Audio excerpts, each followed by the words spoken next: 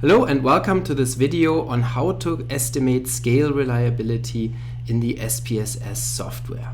My name is Geiser. On this channel I present weekly statistics tutorials, usually related to multivariate statistical methods such as structural equation and factor models, and often including psychometric topics. If this is something that interests you, then please subscribe to this channel.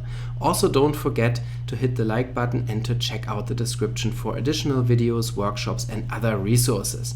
So in this video here, I want to focus on some of the options for reliability computations, reliability estimation in the SPSS software. Usually on this channel I focus on the Mplus software, but in this video here I want to show you what you can also do with SPSS and how that can be useful. You can see that here in my SPSS data set I have 4 variables, y1, y2, y3 and y4, and those represent test score variables of 4 subscales of a test of numerical processing speed, and so I might be interested in determining the reliability of those subtests and then also of the composite. And so one thing that we should always do first when we analyze our test score variables is to make sure that they follow a unidimensional test model, so to say. So in classical test theory, for example, we have the model of parallel tests, we also have models of tau equivalence, we have models of tau congeneric variables, and so all these models imply a single factor or single dimension, and so this is something that we should test first before we look at reliability estimation, because it could also be that the tests are multidimensional, so meaning that there's more than one factor that is being measured with these tests. And so in the SPSS reliability procedure, there are some options for assessing certain models of classical test theory and determine whether they fit the variables or not. And so I want to show you this first. So when you go to Analyze and then Scale Reliability Analysis, you have your variables here on the left as usual, and so you can select them and then click them over into the box where it says items to fit a specific model or procedure to these variables. And so you can see the default model here is called alpha, and so that's actually, in my opinion, quite misleading, because alpha is the Cronbach's alpha composite reliability coefficient and it's not a model. So there's no model of classical test theory that is called alpha, but alpha is the composite reliability coefficient that is used under a specific model, in this case the model of tau equivalence or essential tau equivalence. And so this is something that is a little bit odd in SPSS, that we have a model called alpha and not the actual model that underlies alpha, so to say, or that implies alpha. So I want to show you something else here first. And so you can see that in this list of models you have some coefficients, like for example you have alpha, omega, you have a split half reliability procedure, and you have a Gutman reliability procedure, but then also you have 2 actual procedures that are models. So you have the parallel model of classical test theory, which is also referred to as essentially parallel model sometimes, and you have the strict parallel model here. And so I want to show you these first, and those are procedures where actually a model is being tested in SPSS. So when we click on strict parallel and then click on OK, you can see that under this model you get a test of model goodness of fit. And so this means that the covariance and mean structure that is observed here is compared to a model implied covariance and mean structure. And the model implied covariance and mean structure under the strictly parallel model is actually quite restrictive, because the strictly parallel model of classical test theory says that the different variables share exactly the same true score variable, and that they have uncorrelated error variables, and that the error variances are the same for different tests. So this is very restrictive. It leads to an implied covariance structure where the variables have to have equal means, equal variances, and equal covariances. And so that's very restrictive, and you can see that this yields a model, or leads to degrees of freedom, 11 degrees of freedom for 4 variables, and the chi-square value here is quite high, 80, almost 85 with 11 degrees of freedom. That is highly significant, and it means the model is rejected. So this is not something that we would typically be happy about as usual, when we find statistical significance or a small p-value, where we would say, yay, the model is significant, that is a great model. No, this means the model is rejected. So this is the first thing that many people are confused about. They might look at this table and say, oh great, my model is significant, so that's a great sign. And actually no, it's the opposite. So the test of model goodness of fit here shows that the model does not fit. So it does not fit at all. It is rejected. So these assumptions of equal means of the 4 variables, equal variances, and equal covariances in the population, that's rejected. So at least some of those restrictions are incorrect. For example, it could be that the variables have significantly different means, or they have significantly different variances, or they have significantly different covariances. We don't know, because this is an omnibus test of model fit that tests all these restrictions simultaneously. That's why the test has so many degrees of freedom. So this would be our first thing, would be to check this goodness of fit table, and then say, oh, this model does actually not fit. So the reliability statistics that are then given by SPSS below, they may not be trustworthy. They may be biased because the model does not fit. So nonetheless, I want to explain what this actually means here. So you can see there's a common mean, because under the model, the test covariables are all implied to have the same mean as strictly parallel measures, and so the common mean, common model implied mean, then would be 34. And that's actually one reason here why this model doesn't fit, because the test covariables have very significantly different means in our sample, and so that assumption is already rejected. And so also what is also rejected is the assumption of equal error variances. When you look at this more closely for these data, you find that the variables also have unequal error variances, meaning they differ in their reliabilities. And so the strictly parallel assumption here is therefore rejected. You can see that there's also a common model implied variance, because under the model they all have to be equal, and so that would be the 60.483. That would be the common model implied observed variance of each test score variable. And then below that is the common true score variance that is estimated based on the model, and that is equal to the common covariance, because in this model, so say there, it is implied that the variables share a common covariance. And so that common covariance is what identifies the true score variance in this model. So that's the 38.535. It's basically an estimate of the common covariance. And then also there's a common error variance, because the model implies that all 4 variables have the same error variance, 21.948.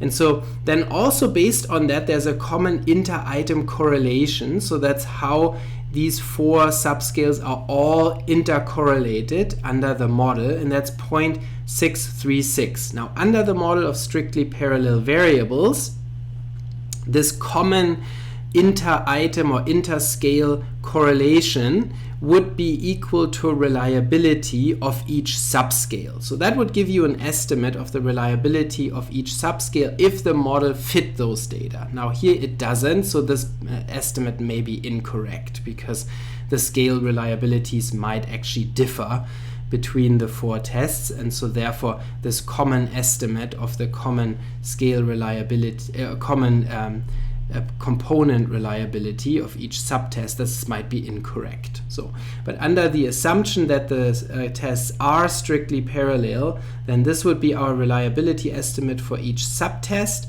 and then reliability of the scale gives you the composite reliability. So if you use all the scales together and you assume that they're strictly parallel, then that would be your estimate of the scale reliability, 0.875. So that's when you combine the 4 subtests into an overall score.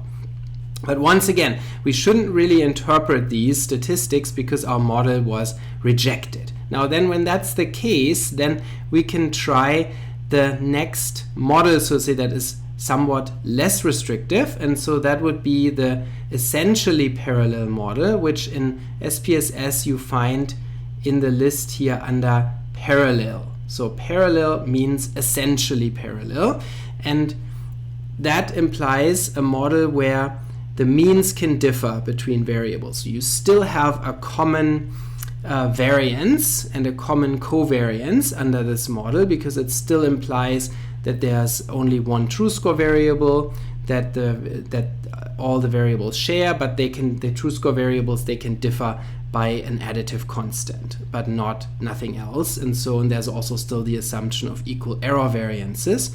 And so this relaxes only the assumption of equal means of the test score variable. So let's take a look at that as well. And so when you fit this, you can see you get the same or similar tables here. Again, a test of model goodness of fit. Now the model has only 8 degrees of freedom, because now we relax the assumption on the equality of the mean. So we're now estimating 3 means and the true score mean. And so therefore we lose, so to say, 3 degrees of freedom, whereas previously there was only one mean that was estimated, the common mean. And so now we're allowing all the scales to have different means. And also you can see the chi-square dropped. So we lose 3 degrees of freedom because we have fewer restrictions in the model now, but also we get a better chi-square value. A lower chi-square value is a better value. And so it's still, though, significant. So even though the chi-square is smaller than before it was about 85 with 11 degrees of freedom, now it is about 27, 26, 27 with 8 degrees of freedom. And so it's better, but it is still significant. So this model is also rejected. So that tells us that these scales, not only do they not have the same means, but also there must be something else going on. And so in this case, what is going on here is that these variables also don't have equal variances, because the error variances differ between the scales. And so that is why here this model also doesn't fit. Notice that in the reliability statistics you get all the same information as for the strict parallel model, except that there's not a common mean anymore, because under this model there is no common mean. All the variables can have different means, but other than that these have the same interpretation as before. Now, so what do you do now when you find that neither the strictly parallel model nor the essentially parallel model fits the data, and you can't interpret those reliability statistics really, or at least you can't be sure that those provide something meaningful because these models were both rejected for the data? So then, and the next thing that we would do in psychometrics is we would fit another model that is less restrictive. So for example, you could fit the model of essential tau equivalence. In the model of essential tau equivalence, you have the assumption that the true score variables can differ by an additive constant, as in the essentially parallel model. And you also relax the assumption of equal error variances. So you no longer require the test score variables to have equal error variances. And so then that model might fit the data. Now, unfortunately, in SPSS, you cannot fit this model, because if you choose the procedure alpha, Cronbach's alpha, it will only give you the alpha composite reliability, but it will not provide a test of model fit for the essentially tau equivalent model. So that's unfortunate, and there's it's not clear why SPSS does this for the strict parallel model and essentially parallel model in the list here, where it does give you a goodness of fit test, but it does not do that for alpha, which would be the one that would match with essential tau equivalent. So what you would have to do is you would have to use a program for structural equation modeling or factor analysis, such as, for example, Mplus or Lavan or Amos or something like that, and then you could fit the model of essential tau equivalence and see if that fits. In these programs you would get a chi-square test of model fit. And so this is something actually that I show on this channel. I have a video on the essential tau equivalence model and how to fit it in Mplus. You can check that out if you like. And so this is not something that you could do in SPSS, unfortunately. Now, one thing that you can do in SPSS is actually you can fit a model of congeneric variables. So a congeneric model of classical test theory means where the variables measure a common factor, but they have different loadings and they have different intercepts and they also have different error variances. And that's the least restrictive model of classical test theory, is the congeneric model. That would be the one for which you would use McDonald's omega as the composite reliability coefficient. Now, unfortunately, when you click here on omega, you also don't get a model fit test for a congeneric model, but you can get it indirectly in SPSS by going through the exploratory factor analysis procedure. And I'll show you that also real quick. So when you go to analyze and then dimension reduction factor, that's normally the option that we use for principal component analysis and for factor analysis. And so when we select our variables here and click them over into this field variables, and then we go to extraction and we select maximum likelihood here in the extraction method, then that would be the same method that we would use by default in structural equation modeling software to fit a factor model. For example, a confirmatory factor model. That's typically what we do for continuous variables. We use maximum likelihood estimation. And then in addition, we select the number of factors as 1. So we force SPSS to extract only one factor by clicking on this option here, fixed number of factors, and then factors to extract 1.